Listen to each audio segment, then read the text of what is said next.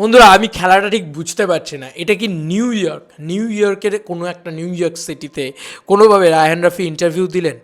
সেটা হলে সেটা বাংলা ছবির জন্য একটা ইতিহাস ক্রিয়েট হবে। এবং রায়হান রাফি কী বলছেন সেখানে, সেই খবরটাকে নিয়েও আমরা কথা বলবো। মেগাস্টার শাকিব খানকে নিয়ে আমরা কথা বলবো, তুফান নিয়ে আমরা কথা বলবো। ইয়েস, মানে এই ভিডিও জমজমাট বলা যেতে পারে। প্রথমত বলি, দ্য শাকিব খান ইউনিভার্স পেজটি তাদের স্টোরিতে একটা দারুণ জিনিস পোস্ট করেছে। তুফান প্রলয়ে এই জিনিসটা পোস্ট করেছে, আমি তোমাদের কাছে নিয়ে গিয়ে একটুখানি দেখাই। এই যে রায়ান রাফির বক্তব্য, তো রায়ান রাফি কী বলেছেন আমরা একটুখানি পড়ি।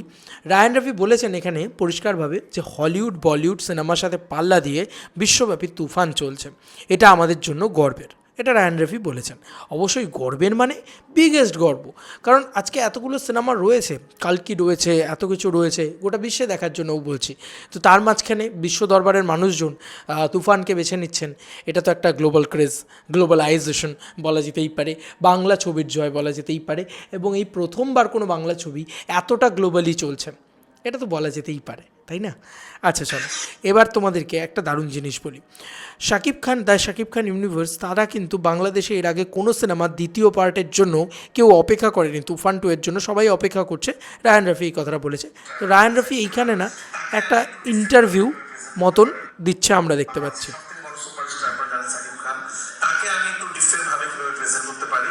এবং আমি এমন একটা ছবি বানাতে চাই যে ছবিটা আসলে অনেক বেশি মানুষকে ভাবাবে না, কারণ আমি সুরঙ্গর মধ্যে অনেক ফিলিং ছিল, অনেক ভাবনা চিন্তার জায়গা ছিল, পরাণে ছিল একটা রিয়েল স্টোরি, দামালে ছিল একটা মুক্তিযুদ্ধের গল্প।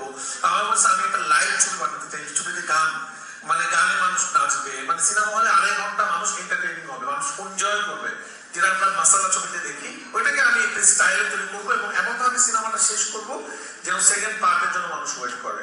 তুফান হয়তো বাংলাদেশের প্রথম কোনো ছবি, যে ছবি সেকেন্ড পার্টের জন্য মানুষ ওয়েট করছে, মানে অন্য কোনো ছবির সেকেন্ড পার্টের জন্য মানুষ এত ইয়ে করে না আর কি। তো যাই হোক, আমরা মনে হয় চলো সাকসেস। তো আমরা চেষ্টা করেছিলাম ভালো একটা ছবি বানানোর জন্য। এবং বিশেষ করে বিদেশের মাটিতে গিয়ে এইটুকু তো বোঝাই যাচ্ছে এটা বিদেশের মাটি, কারণ দেখো, তুমি ভালো করে দেখো, ভালো করে দেখো, এখানে ভদ্রলোক যে বসে আছেন তিনি তো বিদেশি, আমার তো দেখেই বোঝা যাচ্ছে। তো যাই হোক, আমি একটা জিনিসই বলবো যে এই যে বিদেশের মাটিতে গিয়ে উনি বাংলায় কথা বলছেন, এটাই কোথাও গিয়ে মানে বাংলা ভাষাকে রিপ্রেজেন্ট করে, বাঙালি আনাকে রিপ্রেজেন্ট করে, এবং মানে বাঙালির জয়কে রিপ্রেজেন্ট করে, এবং বাংলার মানুষের যে যে কী বলে মানে যে আন্তরিকভাবে ভালোবাসাটা, এই জিনিসটাই কিন্তু কোথাও গিয়ে দরকার, এবং বাংলা ভাষার প্রতি এই রেসপেক্টটাই কিন্তু কোথাও গিয়ে দরকার। বন্ধুরা, এখন একটা খবর তোমাদেরকে করি, এটা তো বলছিলাম এখানে রায়ান রাফি যে কথাগুলো বলছেন খুব সত্যি কথা, একদম আমি 200% এগ্রি করি। কিন্তু রায়ান রাফি নিজে এখন কোথায় আছেন? রায়ান রাফি 5 ঘন্টা আগেই যে রায়ান রাফি এইটা পোস্ট করেন, বন্ধুরা আমি তোমাদেরকে একটু দেখাই, এটা রায়ান রাফি পোস্ট করেন। বন্ধুরা, এখানে পরিষ্কারভাবে লেখা আছে Raihan Rafi is at new York city. তার মানে কি রায়ান রাফি নিউ ইয়র্ক সিটিতে তুফান নিয়ে প্রমোশন করতে গিয়েছেন? বন্ধুরা, তার মানে কি এটা যে রায়ান রাফি নিউ ইয়র্ক সিটিতে তুফান নিয়ে কথা বলতে গিয়েছেন?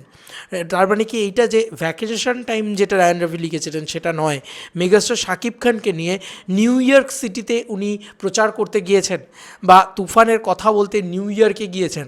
যদি এটা হতে পারে তাহলে এইটুকু বলতে পারি যে ভাই সাব, এটা বাংলা ছবির ইতিহাসে আমার মনে হয় প্রথমবার, মানে একটা বাংলা ছবির প্রমোশন নিউ ইয়র্কে হচ্ছে এবং সেখানকার মানুষজনরা বাংলা ভাষায় রায়ান রাফির কথা শুনছে।